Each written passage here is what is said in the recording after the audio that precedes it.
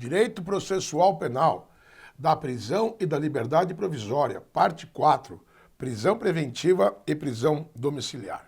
Olá, amigos concurseiros, firmes na pegada, sem desistir, força e honra, nada de procrastinar os estudos, nada de deixar para depois, levanta essa cabeça, tudo vai passar, concursos públicos bombando a todo instante, concurso público, um futuro, uma certeza, toma, vai estudar, miséria, não desanima, estamos aqui para ajudar vocês e o assunto de hoje é da prisão e da liberdade provisória, parte 4, prisão preventiva e prisão domiciliar. Uma beleza, cai bastante também prisão preventiva, é fácil e tem modificações do pacote anticrime, isso é importante. Então vamos lá, meu amigo. Tudo começa aqui no capítulo 3º da prisão preventiva e começa no artigo 311. E como sempre nós fazemos, aquela leitura do artigo, a sua interpretação sistemática, doutrinária, jurisprudencial. Comigo, professor Norberto, tamo junto! Em qualquer fase da investigação policial ou do processo penal, pronto. Já sabe que a prisão preventiva pode ser decretada na investigação e na instrução, beleza? Caberá a prisão preventiva decretada pelo juiz. Detalhe, juiz não decreta mais prisão preventiva de ofício, salvo casos excepcionalíssimos, como no caso de violência doméstica. A regra é, não decreta mais de ofício, ele tem que ser provocado. Ou seja, a requerimento do Ministério Público, do querelante ou do assistente, ou por representação da autoridade policial. Ele tem que ser cutucado, ele não pode por si só decretar. Tem que ser provocado nesse sentido, beleza? Essa já é uma importante informação para concursos. Artigo 312. Agora vem aqui os requisitos da prisão preventiva. Quando que se decreta a prisão preventiva, poderá ser decretada como garantia da ordem pública. Gente, tudo é garantia da ordem pública. O tema, o assunto já é subjetivo para dar uma grande amplitude de manobra para o magistrado. Olha, eu não me esqueço do caso Richthofen. O Barão von Richthofen, Barão Vermelho, que é o tataravô dessa mulher aí, ou bisavô, não sei ao certo. Acho que é tataravô. Deve estar tremendo na tumba. Você fez isso, desgraça. Pô, o cara é herói da Primeira Guerra Mundial. O Barão Vermelho é parente dessa desgraça aí. Bom, então essa moça e os irmãos Cravinhos mataram os pais dela lá. Então, eu me lembro que quando essa Richthofen foi presa, aí ela foi solta, ela e os irmãos Cravinho. E tão logo foram soltos, deram um depoimento e onde eles narraram ali com detalhes a forma pela qual mataram o casal. O Manfred e a Marícia, era o casal, os pais da Suzana Richthofen. O cara contou com detalhes, não, deu uma porrada, uma marretada.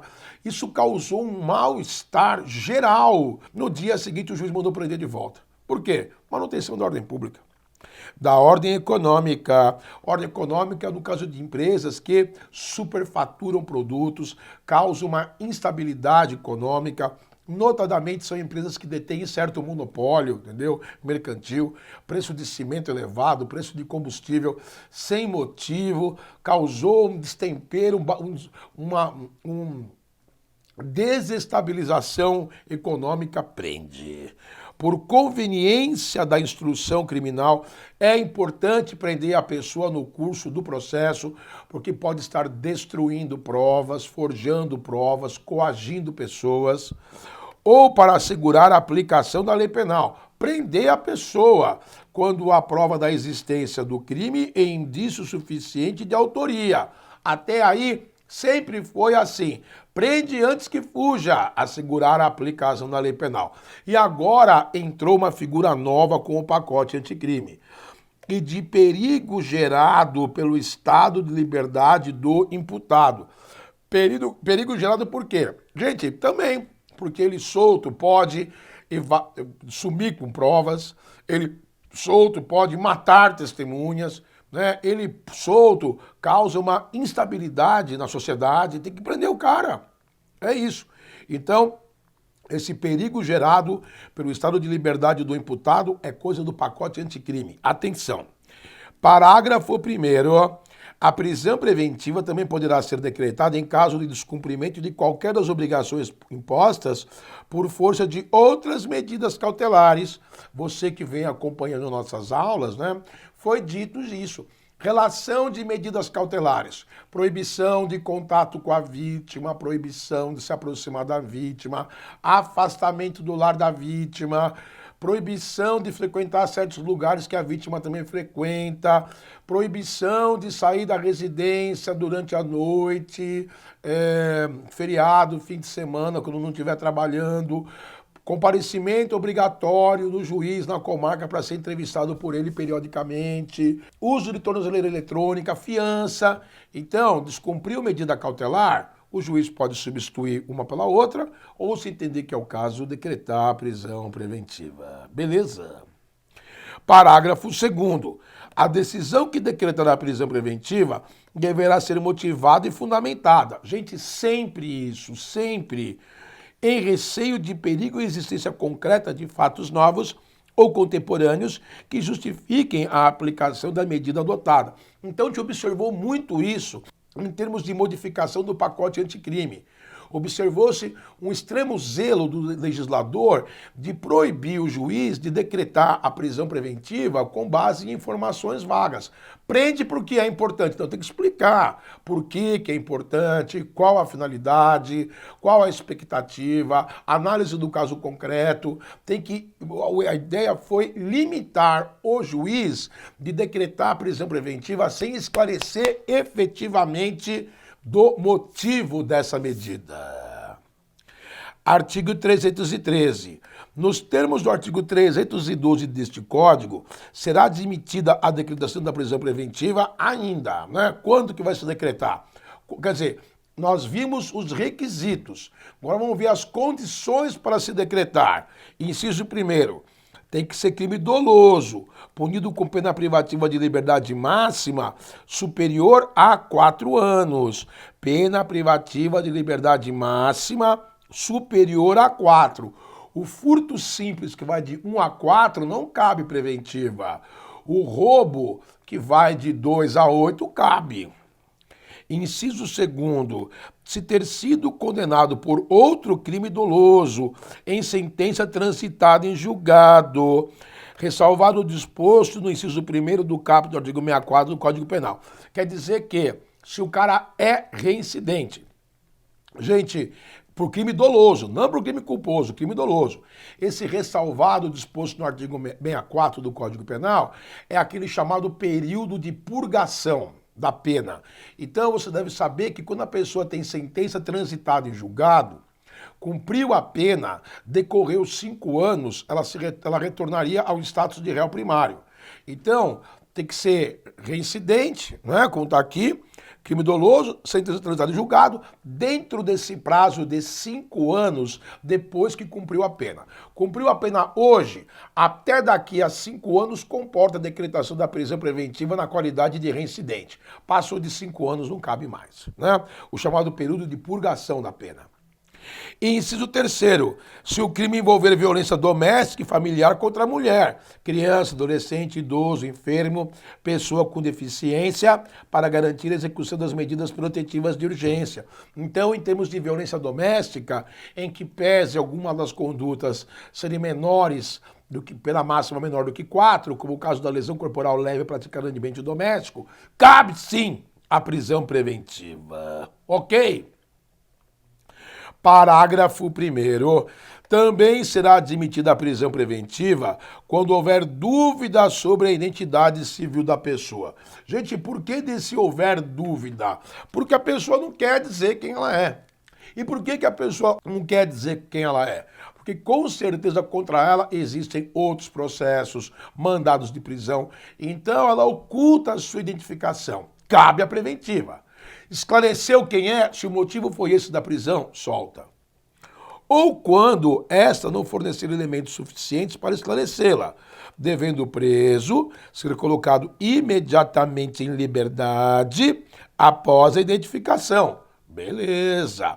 Salvo se outra hipótese recomendar a manutenção da medida. Ah, descobrimos quem ele é. E ele é já réu reincidente por crime doloso, né? Dentro do prazo da purgação. Não ultrapassou o prazo. Pode prender. Parágrafo 2º. Não será admitida a decretação da prisão preventiva com a finalidade de antecipação de cumprimento de pena. Nunca foi prender preventivamente para antecipar a pena. Aqui o legislador cagou fora do pinico, né? Não tinha necessidade disso. Nunca se prendeu preventivamente como forma de antecipar a pena. Desconheço. Ou como decorrência imediata de investigação criminal. Também desconheço. Não é porque foi instaurado um inquérito policial em desfavor da pessoa que se autorizava a decretar a prisão preventiva. Isso nunca foi motivo. Ou da apresentação ou recebimento de denúncia. Também nunca foi elemento que justificasse a decretação da prisão preventiva. Para mim, aqui houve um excesso por parte do legislador em mencionar tais dispositivos. Porque os casos da preventiva já falamos. Manutenção da ordem pública, da ordem econômica, falamos. Ninguém falou disso daqui. Não, não é? Artigo 314. A prisão preventiva, em nenhum caso, será decretada se o juiz verificar pelas provas constantes dos autos ter o agente praticado o fato nas condições previstas nos incisos do artigo 23 do Código Penal, que são as excludentes de antijuridicidade.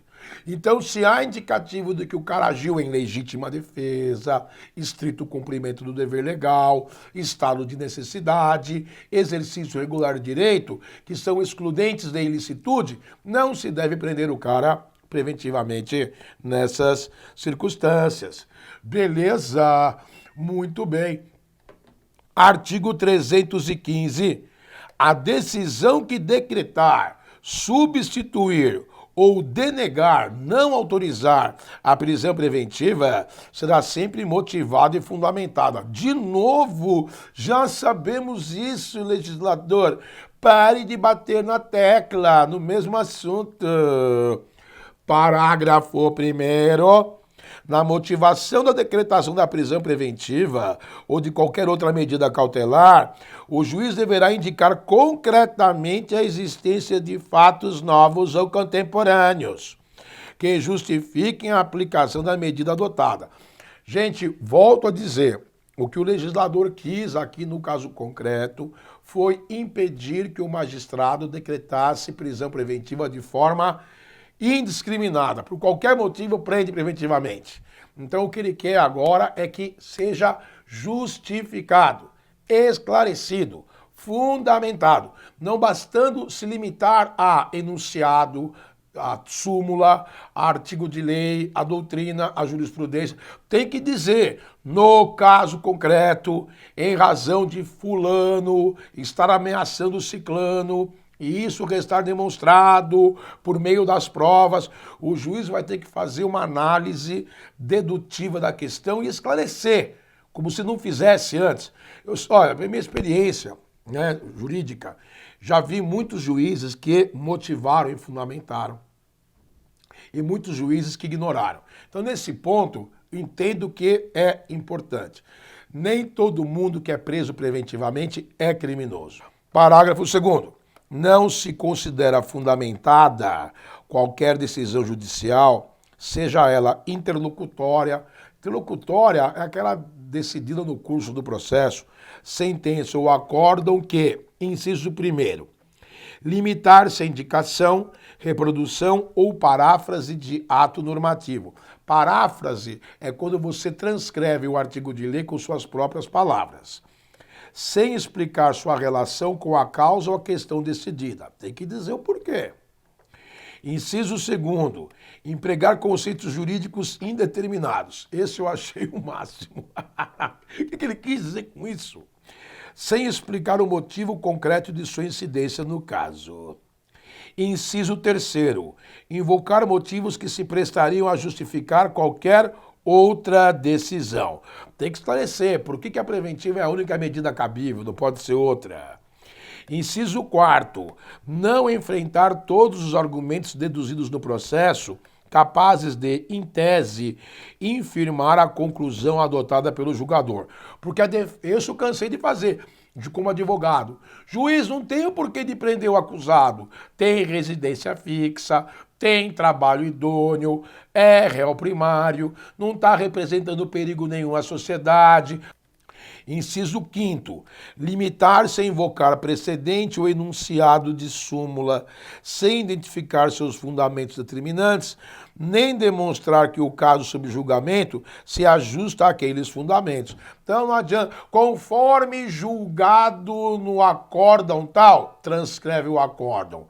É também aplicável ao caso concreto. Não, nada disso. Vai ter que explicar tintim por tintim. Nesse sentido, entendo que está correto a colocação aqui, tá?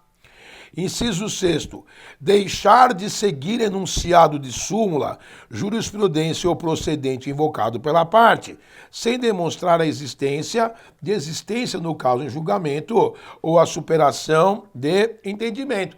Então, eu como defesa, junto lá o enunciado, olha, juiz, tem que responder solto. Esse já é entendimento do STJ. Então ele vai ter que dizer o porquê que ele discorda, quais os motivos. Tem que combater aquilo que a defesa fala. Já falei, gente, ó, uma vez eu fui como advogado de uma ex-aluna minha. Olha só, aluna de tráfico internacional de drogas. Caso assim, doméstico, né?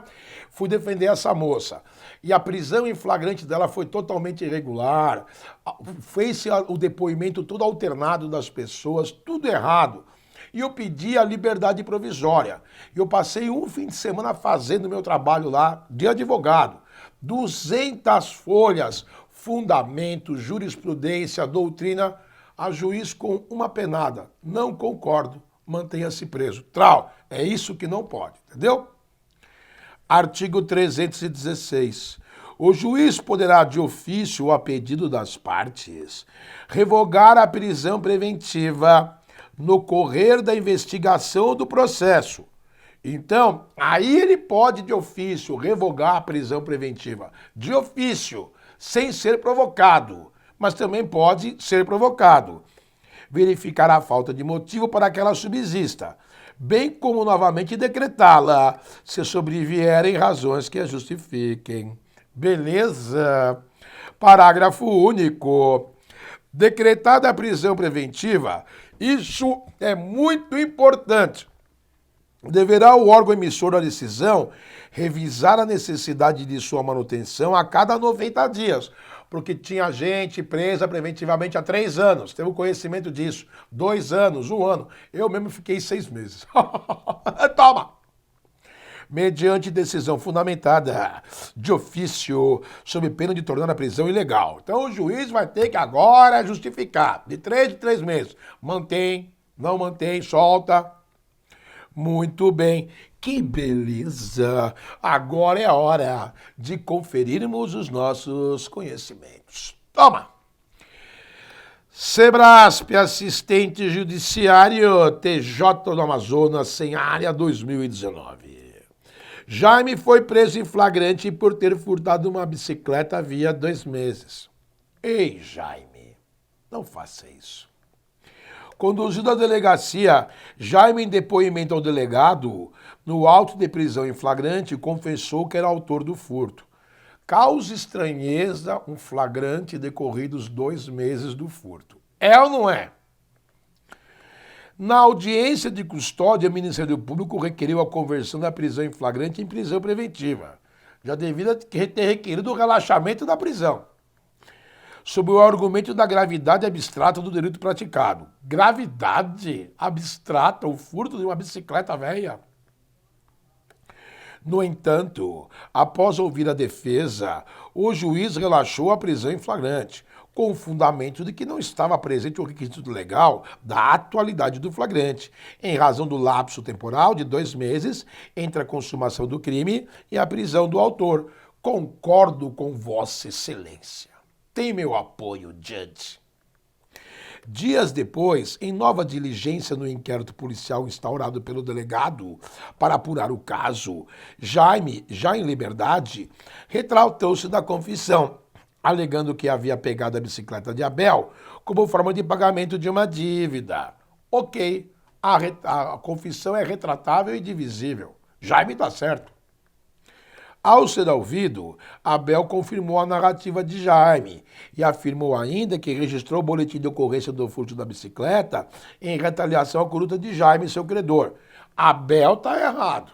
Abel cometeu o crime de denunciação caluniosa, imputar a alguém falsamente um crime e dar aso à abertura de inquérito policial. Sob minha ótica, artigo 339 do Código Penal. Por fim, o juiz competente arquivou o inquérito policial a requerimento do membro do MP, por atipicidade material da conduta, sob o fundamento de ter havido entendimento mútuo e pacífico entre Jaime e Abel acerca da questão. Bom, acerca da questão do furto da bike, beleza, mas vislumbra o crime de Abel. Data máxima, Bênia. Nos termos do relatório final produzido pelo delegado, ufa! Afinal, o que você quer saber, CESP? A respeito da situação hipotética precedente, julgue o item a seguir. Na hipótese de decretação de prisão preventiva de Jaime, não bastaria que o juiz fundamentasse a decisão apenas na gravidade abstrata do delito.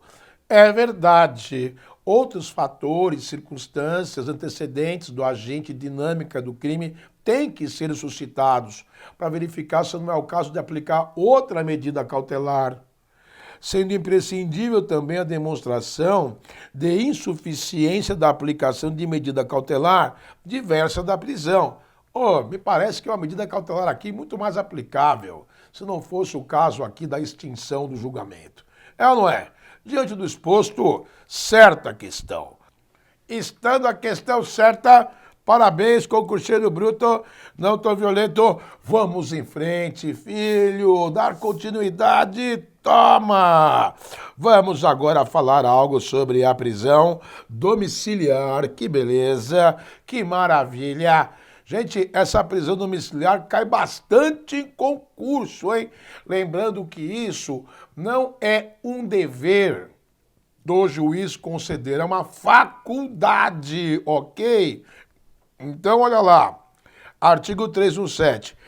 A prisão domiciliar, e não se confunde isso com aquela prisão humanitária. Não é nada disso. Aqui o cara não está cumprindo pena. Aqui é a conversão da prisão preventiva, medida cautelar em domiciliar, ok?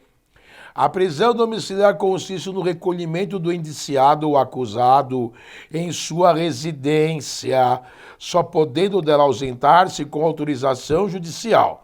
Ok? Então não se trata de cumprimento de pena, trata-se de conversão de prisão preventiva em domiciliar, ao indiciado no curso da investigação ou ao acusado no curso do processo. 318. Poderá, não deverá, poderá o juiz substituir prisão preventiva pela domiciliar quando o agente for, inciso 1º, maior de 80 anos, está no bico do corvo. Inciso 2º, extremamente debilitado por motivo de doença grave. Ah, meu Deus do céu, meu Deus do céu. Doença grave, Covid-19, tuberculose, AIDS, câncer. Inciso 3º, imprescindível aos cuidados especiais de pessoa menor de 6 anos de idade com deficiência. Inciso 4º, gestante. Tem caído muito o inciso 5º, mulher com filho de até 12 anos de idade incompletos. Beleza. É aquele caso da esposa do Cabral, no Rio de Janeiro. Inciso sexto, homem, caso seja o único responsável pelos cuidados do filho, com até 12 anos de idade incompletos. Beleza, até aí, né? A modificação aqui também se deu da gestante, porque era a partir do, se não me engano, não era período completo de gestação, agora é durante o período completo de gestação. Beleza? Parágrafo único. Para a substituição, o juiz exigirá a prova idônea dos requisitos estabelecidos neste artigo. Vai ter que provar que está com doença terminal. Vai ter que provar que o filho é menor e assim por diante. Agora, atenção com o artigo 318A.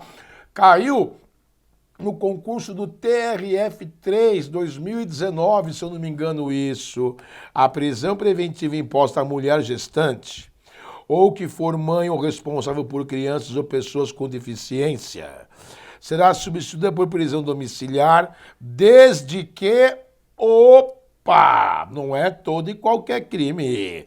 Inciso primeiro, não tenha cometido crime com violência ou grave ameaça à pessoa. Inciso segundo, não tenha cometido crime contra seu filho ou dependente. Atenção, beleza? Artigo 318b. A substituição de que trata os artigos 318 e 318-A poderá ser efetuada sem prejuízo de aplicação concomitante das medidas alternativas previstas no artigo 319 desse Código. Então, nós vamos ver logo mais quais são essas medidas cautelares alternativas. Você vai ver lá.